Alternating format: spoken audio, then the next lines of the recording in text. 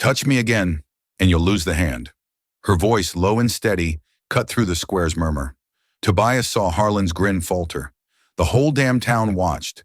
$5 bought him a giant Apache bride, Ata, but it also bought him trouble. Seems the local bullies think they're entitled. What they don't know? Ata isn't some meek mail-order wife. She's a warrior. And Tobias? He just spent his last nickel on someone worth fighting for. They think they're about to teach her a lesson. They have no idea how her quiet kindness will change everything. Touch me again, and you'll lose the hand. Her voice, low and steady, cut through the square's murmur. Tobias saw Harlan's grin falter. The whole damn town watched. $5 bought him a giant Apache bride, Ata, but it also bought him trouble. Seems the local bullies think they're entitled. What they don't know? Ata isn't some meek mail-order wife. She's a warrior. And Tobias? He just spent his last nickel on someone worth fighting for. They think they're about to teach her a lesson. They have no idea how her quiet kindness will change everything. She stood on the auction platform, a creature of impossible beauty and unsettling strength. Ata towered over the townsfolk gathered in the dusty square, her gaze a storm cloud sweeping across their faces. Condemnation flickered in those dark eyes, a silent judgment on the gawking men below.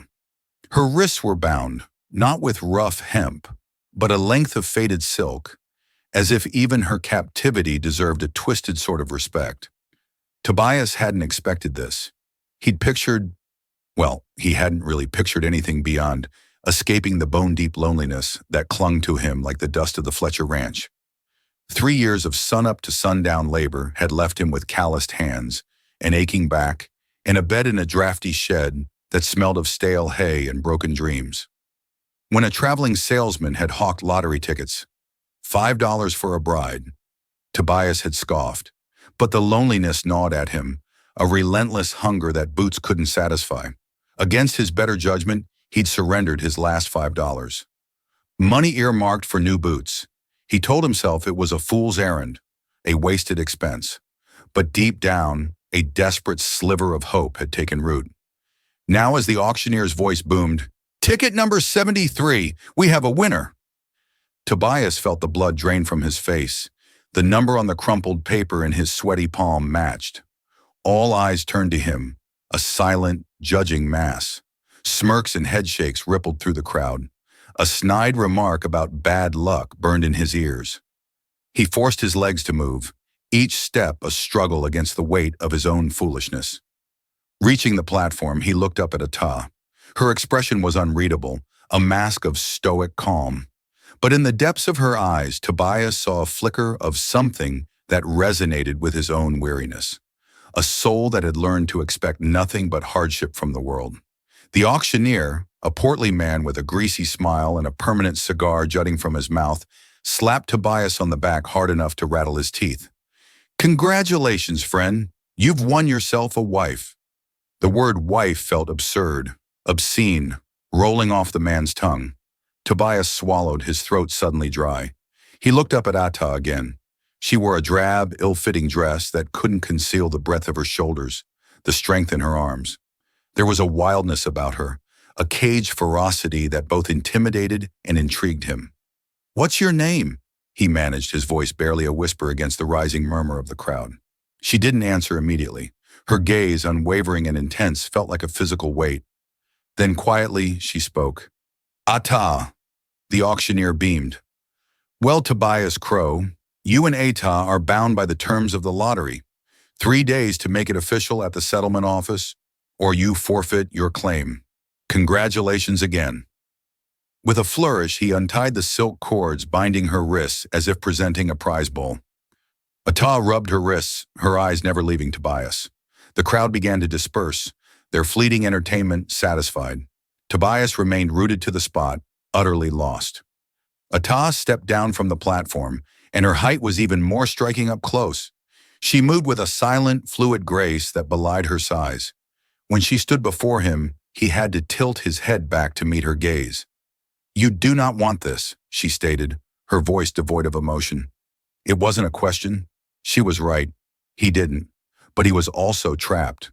Fear and confusion warred with a nascent something. Before he could stammer out a response, a familiar, jeering voice cut through the air. "Crow, that your new woman?" It was Harlan, a fellow ranch hand and the resident bully. He wasn't alone. 3 of his cronies flanked him, their grins predatory, their eyes glinting with malice. Tobias felt a knot of dread tighten in his stomach. He knew these men, knew their small-minded cruelty, knew what was coming. This wasn't just about Ata. It was about whether he could ever hold his head high in this town again. Harlan sauntered across the square, radiating an arrogance born of unchallenged dominance. His followers trailed behind like shadows, their boots stirring up dust devils with each deliberate step. Tobias's throat constricted. "Crow, you going to introduce us to your prize?" Harlan stopped a few feet away, his gaze insolent, sweeping over Ata with a possessive leer. "Heard you spent your boot money on a ticket. Guess you figured you didn't need boots if you were going to be on your back all day." The others erupted in coarse laughter. Ata remained still, her face an impassive mask. But Tobias saw her hands clench into fists at her sides. Harlan noticed too, his grin widening. "She looks like she could snap you in half, Crow. You sure you know what you're doing?" Tobias forced himself to speak, his voice trembling slightly. "Leave it alone, Harlan. Just leave it alone." Harlan took another step, closing the distance. "You won her fair and square, right? So that means she belongs to you now. Just like a horse. Just like a piece of land." He reached out, his fingers reaching toward Ata's arm, and a cold fury ignited within Tobias. But before he could react, Ata moved. Swift as a striking snake, she seized Harlan's wrist. Her grip was vice-like. Harlan's grin vanished, replaced by a flash of fear. He tried to wrench his hand free, but she held firm. The square fell silent, the townsfolk holding their breath, their gaze fixed on the unfolding drama. Ata lowered her head slightly, her face inches from Harlan's. Her voice, low and steady, cut through the square's murmur. Where she had been standing a second before. She rolled, came up running, and slammed into the horse before the rider could fire again. The impact was enough to make the animal stumble, and the rider dropped the rifle, trying to hold on. Ata grabbed the rifle and threw it as far as she could into the brush. Then she turned back to the rider, her chest heaving. "Get out of here now before I change my mind about letting you leave." The rider looked at her, then at his companions.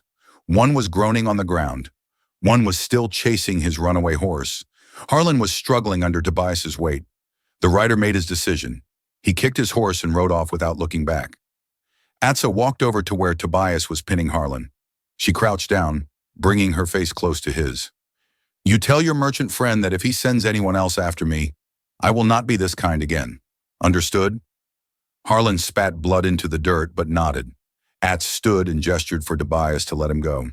When he did, Harlan scrambled to his feet and ran for his horse.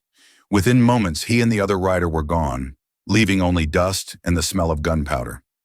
Tobias stood slowly, clutching his ribs. The pain was sharp and insistent. Ata was at his side immediately. "You are hurt. I will live." He tried to smile, but it came out as more of a grimace. "You did not need my help." "Yes, I did." She was examining his side with careful fingers. "If you had not grabbed Harlan, he would have shot me. You saved my life. You saved mine first. Back in the square, when you stopped him from making me look like a fool." Tobias looked at her, really looked at her, at the way the morning light caught in her dark hair, at the strength in her hands and the vulnerability in her eyes. "I think we are even." Ata held his gaze for a long moment. Then she did something unexpected. She leaned forward and pressed her forehead against his. It was brief, lasting only a second, but Tobias felt the gesture all the way through to his bones. A sign of respect, of trust, of something deeper that neither of them had words for yet. When she pulled back, her expression was serious. "We cannot go north now. They will be watching the roads. We need to go somewhere they would not think to look." "Where?" It looked toward the east, where the land rose into rocky hills and sparse trees. "My people used to have hunting grounds in those hills. There are caves, hidden places. We could hide there until it is safe to move again." "Your people," Tobias repeated. "The ones who sold you. Not all of them, just the ones who were afraid." She started walking toward the hills. "The ones who are not afraid. They might still help if I can find them." Tobias followed, each step sending sharp pain through his ribs. But he followed anyway because the alternative was going back, and going back meant losing her. And he was not ready to do that. Not now. Not after everything. He just hoped the cave she was talking about actually existed, and that her people, if they found them, would not decide to finish what the riders had started. The climb into the hills took most of the day. Tobias's ribs screamed with each step, and by midday he was sweating through his shirt despite the cool air. Atsa walked ahead, moving with the kind of certainty that came from memory. She knew these paths, had walked them before. Every so often she would stop and wait for him to catch up, her eyes scanning the rocks above them, like she was reading a language he did not understand. They reached the caves just as the sun began its descent toward the horizon. The entrance was hidden behind a fall of brush and stone, easy to miss if you did not know where to look. It pushed through the brush and disappeared into the darkness. Tobias followed, his hand pressed against his injured ribs. Inside, the cave opened into a larger space, cool and dry. Light filtered in through cracks in the rock above, creating patterns on the stone floor. Ada was standing in the center of the cave, her head tilted back, looking at something on the wall. Tobias moved closer and saw markings, symbols painted in faded red and black. He could not read them, but Atsa could. Her fingers traced the lines gently. "This was a winter camp," she said quietly. "My grandmother brought me here when I was young, taught me which plants were safe to eat, which tracks belonged to deer, and which to predators." She lowered her hand. "She died the winter before I was taken." Tobias wanted to say something, but the words felt inadequate, so he just stood beside her, close enough that their shoulders touched. After a moment, Ada moved deeper into the cave. She knelt beside a pile of stones and began moving them aside. Beneath was a small cache, old blankets wrapped tight and somehow still intact, a leather pouch containing dried herbs, a knife with a bone handle. She held up the knife, examining it in the dim light. "She left these here, supplies for anyone who needed them. She always said, 'The land provides, but only if you are wise enough to prepare.' She sounds like she was strong," Tobias said. "She was the strongest person I ever knew." Ada set the knife down and unwrapped one of the blankets. "Sit. Let me look at your ribs." Tobias hesitated, then sat down on a flat rock. Atsa knelt in front of him and lifted his shirt carefully. Her fingers were gentle but firm as they probed his side. He winced when she touched a particularly tender spot. "2 ribs cracked, maybe broken," she said. "You need rest and you need to stop moving so much. We do not have time for rest. We do now." She took the herbs from the pouch and crushed them between her palms. The smell was sharp and clean, like mint mixed with something medicinal. "This will help with the pain. My grandmother taught me." She pressed the crushed herbs against his skin, and he felt immediate cooling relief. Then she took strips of cloth from one of the blankets and began wrapping his ribs, binding them tight. Her hands worked with practiced efficiency, and Tobias found himself watching her face instead of what she was doing. There was something different about her here, something softer, like being in this place had peeled back a layer of armor. "Why did you really leave your people?" he asked quietly. Atsa's hands paused. She did not look up. "I told you I fought back against men who tried to hurt a child, but there is more to it than that. I can see it in your eyes every time you talk about them." She finished tying off the bandage and sat back on her heels. For a long moment she was silent. Then she spoke, her voice barely above a whisper. "The child was my sister's daughter. She was 8 years old. There were traders who came to our camp, white men looking to buy horses. But they wanted more than horses. They saw her and the Atsa's jaw tightened. I stopped them, broke one man's arm, nearly killed the other, but the traders had money, had influence.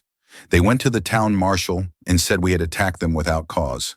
The elders were afraid of what would happen if they protected me, afraid the marshal would come with soldiers. So they made a choice." She finally looked up at him. "They sold me to the same traders I had fought, said it was justice, said it would keep the peace." Tobias felt something cold and furious settle in his stomach. "And your niece safe, that is all that matters." Atsa stood, turning away from him. "The elders made the choice they thought they had to make. I do not blame them for being afraid. but I will never forgive them for it. Tobias stood as well, ignoring the sharp pain in his ribs. He crossed the cave and stood behind her. You sacrificed everything for her. I would do it again. I know. He reached out, hesitated, then gently touched her shoulder. She did not pull away. You are the strongest person I have ever known. Asa turned to face him. They were close now, close enough that he could feel the warmth radiating from her, close enough to see the unshed tears she was fighting to hold back. Why? She asked, her voice rough. Why do you keep choosing me? You could have walked away a dozen times, could have saved yourself. Why did you not? Tobias thought about the question, about the shed and the loneliness and the desperate gamble on a $5 lottery ticket, about the moment he first saw her on that platform and felt something shift inside him. Because, he said slowly, I spent 3 years sleeping alone in a shed, telling myself I was fine, telling myself I did not need anyone. And then I saw you and I realized I had been lying to myself the whole time. I did need someone. I needed someone who understood what it felt like to be thrown away. Someone strong enough to survive it. Someone who he stopped, searching for the right words. Someone like you. Adsal stared at him for a long moment. Then without warning, she closed the distance between them. Her lips found his in a kiss that was fierce and desperate and filled with something that felt like relief. Tobias froze for half a heartbeat, then kissed her back, his hands coming up to frame her face. She was taller, stronger, everything about her overwhelming. But in that moment, holding her and being held by her, he had never felt more certain of anything in his life. When they finally pulled apart, both breathing hard, Atsa rested her forehead against his. If we do this, she whispered, there is no going back. They will hunt us, the merchant, the town, maybe even my people. We will have nothing but each other. Tobias smiled. Despite everything, I have been living with nothing for years. Having you sounds like everything. Outside the cave, the sun had set completely and darkness was settling over the hills. And in that darkness, neither of them heard the footsteps approaching. Neither of them saw the figure standing at the cave entrance until a voice spoke from the shadows. Adsa, I have been looking for you. They both spun around. Standing in the entrance, backlit by moonlight, was a woman. She was older with gray streaking through her dark hair, and she carried herself with the kind of authority that needed no weapon. Atsa's entire body went rigid. Nish, she breathed. The name sounded like both a prayer and a curse. The woman stepped into the cave, and Tobias saw the resemblance immediately. Same high cheekbones, same dark eyes, same fierce presence. Hello, sister, the woman said. We need to talk. Atsa stood frozen, her hand instinctively moving to the knife at her belt. Nalnish noticed the movement and raised her hand slowly, palms out. I did not come to fight you. Then why did you come? Atsa's voice was cold, guarded. Nalnish's eyes moved to Tobias, assessing him with a single glance. Is this the man from the lottery? The one who refused to give you back to the merchant's riders? When neither of them answered, she nodded. Word travels fast in these hills, faster than you think. There are people who saw the fight on the road who saw him stand between you and 4 armed men.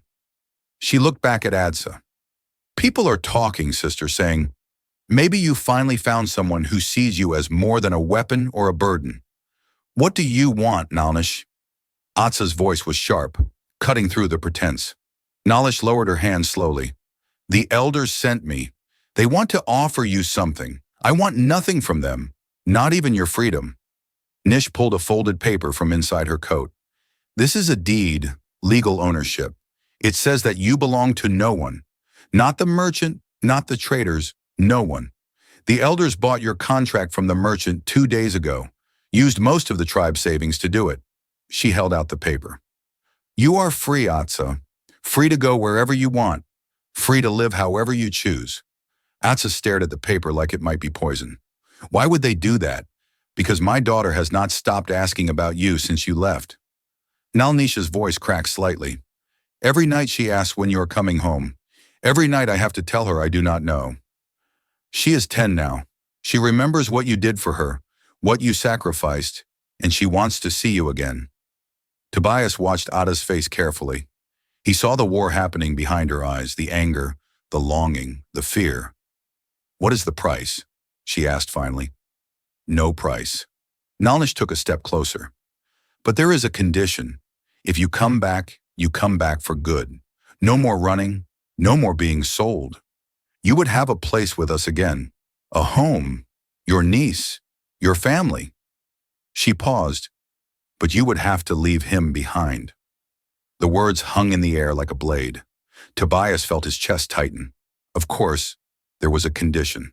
There was always a condition. Nalnish looked at him directly now. The elders will not allow you in our camp. You are not one of us. And after everything that has happened, they cannot risk more conflict with the settlements. It is not personal. It is survival. It is cowardice, Atsa said, her voice low and dangerous. Maybe. Nalnish did not flinch. But it is also the only way they could justify spending everything they had to free you. They told themselves they were saving one of their own, bringing you home. But they cannot do that if you bring him with you. Tobias forced himself to speak. Ada, take it. She whipped around to face him. What? Take the offer. Go back to your people. See your niece again. He kept his voice steady even though everything inside him was screaming. You said it yourself. We will have nothing but each other. But this way you will have everything. A home, family, freedom. Real freedom, not just running. And what will you have? Ada's eyes were fierce, searching his face. You will go back to sleeping in sheds, working yourself to death being alone. I will survive. I always do. He echoed her words from before and saw her flinch at them. This is different than me. You have a chance to get your life back. I never had one to lose. You think I could go back there and be happy? Atsa stepped closer to him, her voice rising. Knowing I left you, knowing I chose comfort over the one person who actually chose me first. She turned back to Nalnish. Tell the elders I appreciate the gesture, but I will not come back. Not under those terms. Nish sighed, her shoulders sagging. I knew you would say that. So did they, if I am honest. But I had to try. For my daughter's sake, she tucked the paper back into her coat. There is something else you should know. The merchant who owned your contract, he is not happy about the elders interfering. He has been asking questions, offering money for information about where you might have gone. And there are men in the settlements who will do anything for money. How long do we have? Tobias asked. A day, maybe 2. Nalnish looked between them. There is a place 3 days' ride west, a settlement near the border, small enough that the merchant's reach does not extend that far. Rough enough that people do not ask questions. You could disappear there, start over. Why are you telling us this? Atsa asked. Nalnish smiled sadly. Because you are my sister and because maybe the elders are wrong. Maybe choosing someone who chooses you back is worth more than safety. She walked to the cave entrance, then paused and looked back. My daughter's name is Ka now. She changed it last year. Said she wanted a name that meant her life was her own. I thought you should know that. What you did for her, it mattered. Then she was gone, disappearing into the darkness outside. Ada stood very still, staring at the empty entrance. Tobias waited, giving her time. Finally, she turned to him. You were really going to let me go? Yes, even though it would have destroyed you. Yes. She crossed to him in 3 long strides and pulled him into a fierce embrace. He gasped as pain shot through his ribs, but he did not pull away. You are an idiot, she said into his shoulder. A stubborn, selfless idiot. I know we could have that life. The safe one, the easy one. All I would have to do is walk away from you. She pulled back to look at him. But I do not want easy. I want real. And you are the only real thing I have found in years. Tobias cooped her face with both hands. Then we go west. 3 days we find that settlement and we start over together. Together, she repeated. Then she kissed him again. Softer this time, like a promise being sealed. When they broke apart, she rested her head against his chest, careful of his injured ribs. We should leave before dawn before anyone else finds us. Agreed. Tobias held her close, feeling the steady rhythm of her breathing. Outside, the wind picked up, carrying the scent of rain. Somewhere in the distance, he thought he heard horses. But maybe it was just his imagination. Maybe it was just the fear that had been following them since the moment he won that lottery ticket. He closed his eyes and tried to focus on the feeling of her in his arms. Solid, real, worth every risk. They had 3 days to reach safety. 3 days to outrun the merchant and his men. 3 days before they could finally stop looking over their shoulders. But first they had to survive the night. And as the sound of horses grew louder closer, Tobias realized with cold certainty that surviving might be harder than he thought because whoever was coming was not being careful. They were not hiding their approach, which meant they did not care if they were heard, which meant they were confident. And confidence in men like that usually meant numbers. Numbers they could not fight. Numbers they could only run from, if they were fast enough, if they were lucky enough, if they had any luck left at all. The sound of horses grew louder. Tobias counted at least 6, maybe more. Too many to fight, too many to reason with. Ed grabbed his hand and pulled him deeper into the cave. There is another way out, a passage my grandmother showed me. It is narrow, but we can fit. They moved quickly through the darkness. Atsa navigating by memory while Tobias kept one hand on her back and the other pressed against his aching ribs. Behind them, voices echoed into the cave. Men shouting, boots scraping on stone. The merchant had sent more than just riders this time. He had sent hunters. The passage at Saul led them through was barely wide enough for her shoulders.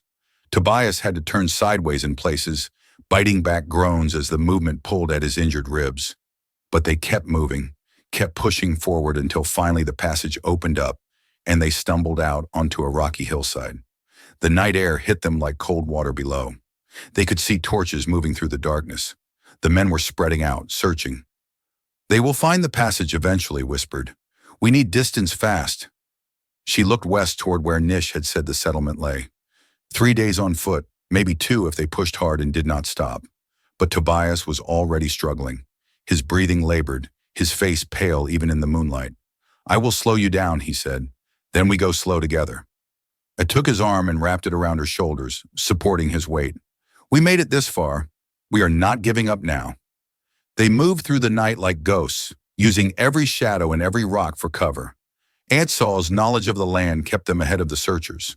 She knew which paths made noise and which stayed silent, knew where water ran so their tracks would be harder to follow, knew how to read the stars and keep them moving in the right direction even when exhaustion threatened to drag them both down.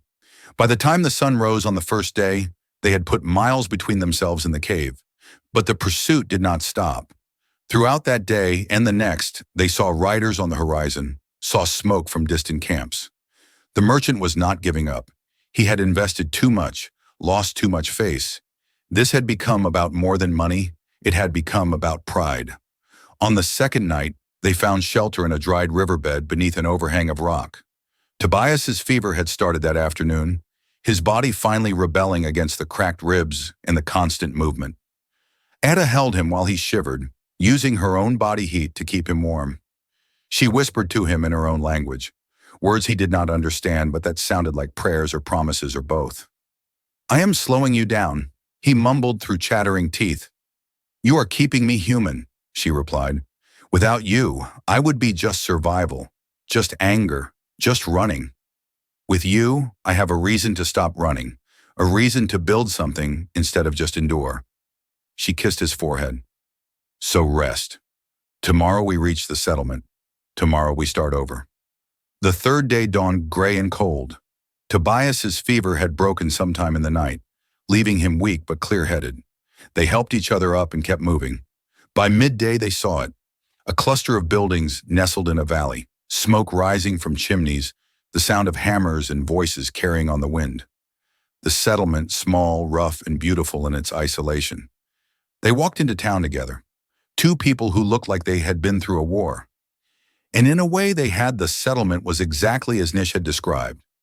Rough enough that people did not ask too many questions, isolated enough that the merchant's influence did not reach. The first person they spoke to was a woman running a boarding house. She took one look at them and nodded toward the stairs.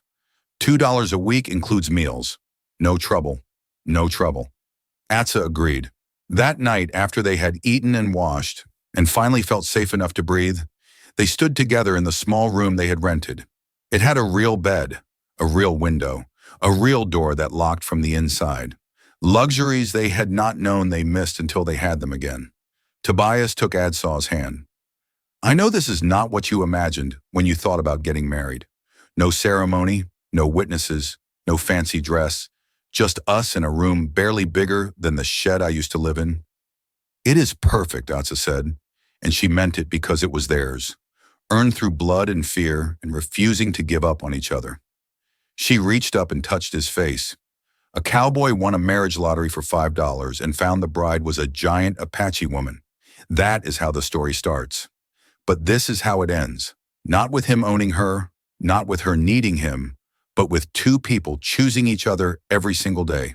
Tobias smiled. That is a better ending than I deserve.